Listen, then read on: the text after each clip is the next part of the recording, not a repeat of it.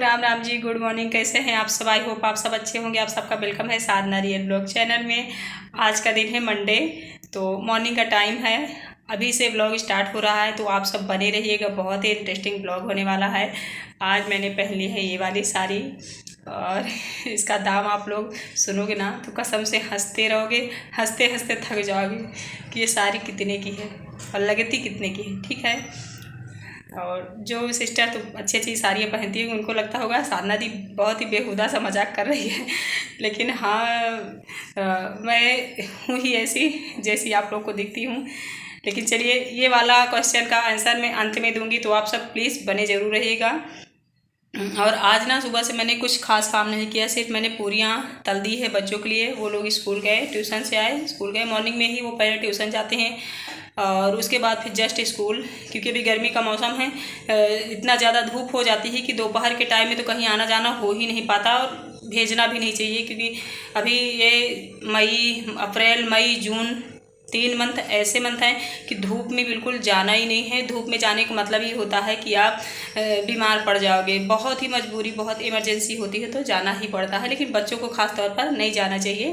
तो इसलिए सुबह सुबह ही सारा कुछ, मैं ट्यूशन भी कह दी हूँ कि सुबह ही पढ़ो, दोपहर को बहुत ज़्यादा धूप रहती है। चलिए, फिर अभी पूजा पाठ नहीं हुआ है, सारा काम पड़ा हुआ है, लग जाती हूँ। मतलब घर की सफाई हो गई है, मॉर्निंग का झाड़ू पोछा बर्तन, बच्चों का सारा काम। मेरा पर्सनल काम बाकी है, जैसे पूजा करना, नाश्ता करना वगैरह वगैरह। और वैसे हम लेडीजों का कुछ पर्सनल होता ही नहीं है, पता नहीं क्यों। हम लोग जीते ही हैं शायद दूसरों के लिए। जहाँ तक मैं अपने आप को कहूँ तो क्योंकि मैं मायके में थी ना, तो हमेशा यही सोचा करती थी कि मेरे भैया, मेरे पापा, मेरे मम्मी अच्छे रहें। कभी भी मंदिर जाती थी तो उनके लिए ही प्रार्थना किया करती थी। रियली मैं कसम से बता रही हूँ। और जब मैं शादी हुई तो शादी के बाद फिर पति के लिए, बच्चों के लिए, मैं सभी सब के लिए ही हमेशा मांगती रही हूँ। तो मुझे तो लगता है हर लेडी ऐसी ही होंगी, उनकी पर्सनल लाइफ कुछ होती ही नहीं है, वो दूसरों के लिए ही जीती हैं। और कभी मांगती थी तो शादी के पहले यही मांगा करती थी कि बस भगवान जो भी साथी मिले थोड़ा सा अच्छा मिले, मतलब स्वभाव का, नेचर का, लाइफ में जिससे हम सुखी से रहें, बस इतना मांगती थी। बस इससे ज़्यादा कभी कुछ नहीं मांगा मैंने। चलिए, मेरे घर में झींगुर की आवाज़ आने लगी होगी आप लोगों को। और जो सिस्टर बोल रही थी साधना दी आप सर में पल्लू क्यों रखा करती है, कोई घर में रहता है क्या? कोई नहीं रहता मेरे घर में कि मैं पल्लू रखूं, कोई वो नहीं है। बस मुझे अच्छा लगता है कभी कहना मैं पल्लू रख के तब आप लोगों से बात करती हूँ। अच्छा लगता है मुझे खुद को देखने के लिए, इसलिए। ठीक है, इसमें कोई बंधेज नहीं है कि पल्लू रख के बात करो, क्या करो क्या ना करो, ऐसा कुछ नहीं। चलिए फिर बने रहिएगा।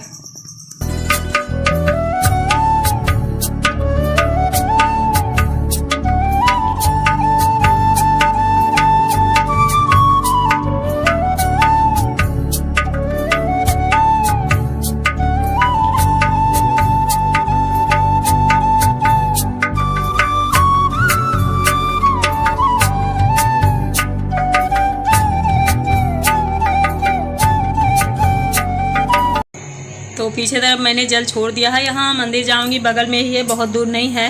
भोलेनाथ का मंदिर है, शिव पार्वती, बजरंगबली, गणेश जी, नंदी महाराज, इनको नहला के आती हूँ। फिर घर में अंदर करूँगी पूजा। यहाँ भी जल्दी जल्दी ही कर रही हूँ। यहाँ मैंने ट्राईपोड में लगा दिया है ना, ज़्यादा दिख नहीं रहा होगा आप लोगों को, क्योंकि कोई रिकॉर्ड करने वाला था नहीं, तो जितना हो सका उतना मैंने कर लिया है रिकॉर्ड। ये देखिए, तो यहाँ की भी पूजा हो गई है, पीछे तरफ भी मैं कराई हूँ। चलिए फिर पूजा पाठ करके मिलती हूँ आप लोगों से। चलिए, पूजा पाठ भी हो गया। यहाँ पास ही मंदिर था, वहाँ गई थी, थोड़ा सा उधर नहीं गई, वहाँ जाती तो काफ़ी टाइम लग जाता।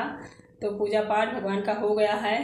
मंगल भवन अमंगल हारे द्रबहु सुदशरथ अजर बिहारी हो, इस दोहे का आप सब मतलब बताइएगा।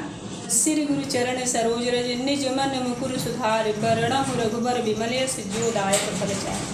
बुद्धिहीन तन जानिके सुमिरौ पवन कुमार, बल बुद्धि विद्या देहु मोहि हरहु कलेश विकार। आप सब यही सोच रहे होगे ना कि सोमवार के दिन मंगलवार वाले दोहे की वे बता रही है। ऐसे ही इन सब के अर्थ आप लोग मुझे प्लीज़ बताइएगा। यस, ऐसा बिल्कुल नहीं है कि मुझे नहीं आता, मैं आप सबसे पूछ रही हूँ, क्योंकि इन सब दोहों में ना बहुत सारी चीज़ें छुपी हुई हैं। जैसे बुद्धिहीन तन जानिके सुमिरौ पवन कुमार, बल बुद्धि विद्या देहु मोहि हरहु कलेश विकार। यानी खुद को मैं बुद्धिहीन समझता हूँ, तब मैं आपके चरणों में आया हूँ। मुझे बल बुद्धि विद्या आप दीजिए, जिससे मैं आगे अपना खुद का भला कर सकूँ। एक का अर्थ मैंने बता दिया है, दो का अर्थ आप लोगों को बताना है कमेंट करके, ठीक है। चलिए फिर मैं अब जा रही हूँ कुछ पेट पूजा करने, लेकिन आप सब इसका अर्थ जरूर बताइएगा, ठीक है। मंगल भवन का और द्रवहुंसु दशरथ का, ठीक है। चलिए फिर मिलते हैं। तो आप सब अर्थ ढूंढिए, मैं चाय पीने जा रही हूँ और मेथी आलू खाऊंगी। मुझे बहुत अच्छा लगता है, मतलब वैसे आलू की सब्ज़ी तो नहीं अच्छी लगती है, लेकिन ज़्यादा मेथी और मिर्च डाल दो, अच्छे से तेल से फ्राई कर लो आलू, और फिर उसके बाद मसाले डाल दो। मसाले में केवल आप गरम मसाला, थोड़ी सी हल्दी और नमक, सिर्फ इतना डालना है। उसके बाद फिर डाल देती हूँ धनिया का पत्ता। माय फेवरेट, मतलब चाय के साथ मुझे बहुत अच्छा लगता है मेथी आलू, पता नहीं क्यों। कई सिस्टर ने कहा भी कि दी आप आलू ज़्यादा खाते हो क्या? तो हाँ, ऐसे तलकर ही खाती हूँ, वैसे नहीं खा पाती हूँ मैं। आलू सब्ज़ी मुझे नहीं अच्छी लगती है। देखिए मेरी जीभ जल रही है, इसलिए मैं आप लोगों से हंस रही हूँ। चलिए नाश्ता करने के बाद बहुत सारा मैंने काम ख़त्म किया है, दिखाती हूँ आप लोगों को। इधर मैंने दाल चढ़ा रखी, दाल पक रही है, दिखाती हूँ कितना काम मैंने किया। और धूप देख लीजिए इतना ज़्यादा है। देखिए इतनी दाल जो अरहर मैंने सुखाई थी ना, इसे मैं दर चुकी हूँ, अभी अभी मैंने दरा है। तो इसे इवनिंग में फटक कर साफ़ करूँगी, क्योंकि धूप हो गई है। इधर मैंने गेहूँ धुल लिया है, क्योंकि मेरा आटा ख़त्म होने वाला है। इतना सारा काम किया, लेकिन रिकॉर्ड नहीं किया मैंने। 1 घंटे में इतना सारा काम मैंने कर लिया है। अब लंच बनेगा, बच्चे आएंगे उनको देने के लिए। मैं तो खा चुकी हूँ। चलिए फिर अब मैं आप लोगों से मिलूँगी सीधे इवनिंग में, मतलब खाना वाना बनाते हुए नहीं रिकॉर्ड करूँगी, फिर ब्लॉग बहुत लंबा हो जाएगा। अब मैं करूँगी थोड़ा सा आराम करने के बाद अपना गेहूँ फैलाऊँगी सूखने के लिए। चलिए फिर मिलते हैं। अब इवनिंग के टाइम में देखिए इधर कपड़े टब में रखे हुए हैं, सुबह से शाम तक के जितने कपड़े निकले हैं सब, और बर्तन भी इधर ले आई हूँ। ये देखिए जो मैंने दाल निकाला था ना अरहर से, तो ये उसकी कढ़ाई है, जो उसके छिलके होते हैं ना अरहर के, वो रखे हुए हैं। जिनके भैंसी गाय होगी ना, वहाँ भिजवा दूँगी, तो वो लोग अपना यूज कर लेंगे चारे के साथ, भूसे के साथ, जैसे भी। ये उनकी मर्जी है, मेरी नहीं। तो चलिए बर्तन वर्तन धुल लेती हूँ। इधर का सारा काम मतलब पड़ा हुआ है। गेहूँ भी सूख गया है, आज इतनी ज़्यादा धूप थी कि अच्छे से गेहूँ सूख गया है मेरा। और साड़ी के बारे में जो कह रही थी ना कि ये साड़ी कितने की है, आप लोग हंसोगे, रियली में आप सब हंसोगे। 100 रुपये की साड़ी है। और देखिए आज के ज़माने में भी शायद कोई लेडी सिर्फ 100 रुपये की साड़ी पहनती हो, कोई भी। मेरे हिसाब से 400-500 1000 से नीचे कोई रेगुलर भी यूज नहीं करता साड़ियाँ, जहाँ तक मैं जानती हूँ। लेकिन कहते हैं ना, मतलब जो मिल गया सो मिल गया। इसे अब गरीबी कह लो या कुछ भी कह लो।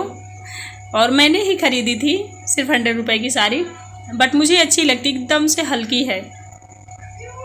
मतलब मैं हंस भी रही थी कि देखो अपने आप में, कि देखो ऐसे दिन है कि मैं 100 रुपये की साड़ी पहन रही हूँ। लेकिन फ्रेंड्स इसमें एक बात छिपी हुई है। 100 रुपये की साड़ी है कि 500 की है कि 1000 की है, इससे मतलब नहीं होता है फ्रेंड्स। वो हमारा शरीर ढक रही है, कपड़ा है। कभी कभी होता है, स्थितियाँ ऐसी आ भी जाती हैं किसी किसी के पास, भगवान करे किसी के साथ ऐसा ना हो। कभी कभी आ भी जाती हैं कि 100 रुपये की भी साड़ी नहीं मिल पाती है। तो मैं हंस तो रही थी खुद पे, लेकिन फिर मैं अपने आप को मोटिवेट भी की हूँ कि देखो ये संसार है, ये दुनिया है, यहाँ सब कुछ होता रहता है। कोई भी परमानेंटली कोई चीज़ नहीं होती है, कभी अमीरी, कभी गरीबी, कभी कुछ कभी कुछ। देखिए इधर कपड़े वपड़े धुल के मैंने डाल दिया है, बर्तन भी धुल लिया है। तो स्थितियों के अनुसार हमें ढलना चाहिए, बदलना चाहिए अपने नेचर, अपने स्वभाव, अपना काम, सब कुछ फ्रेंड्स। क्योंकि समय के अनुसार अगर हम चेंज नहीं होंगे, अगर हम कह रहे हैं कि भाई मैं तो लखपति था तो लखपति ही रहूँगा, नहीं। जिस दिन लखपति नहीं हो उस दिन 1000 पति होगा, तब भी आप नॉर्मल सी ज़िंदगी में आ जाइए। ये नहीं है कि लखपति वाली ज़िंदगी, अगर 1000 वाली ज़िंदगी में जिएंगे ना, तो आप अपनी लाइफ बर्बाद कर लेंगे। तो जैसी स्थितियाँ हो वैसे ढल जाइए। और दाल इतना अड़हुआ निकला है, इसे फैला दी हूँ। चलिए फिर यहाँ चावल रखा था तो बच्चों के लिए तल दूँगी। मैं मिलूँगी आप लोगों से कोई अच्छी सी नई वीडियो के साथ। आई होप कि आप सबको अच्छा लगा होगा। Bye and thank you so much everyone friend.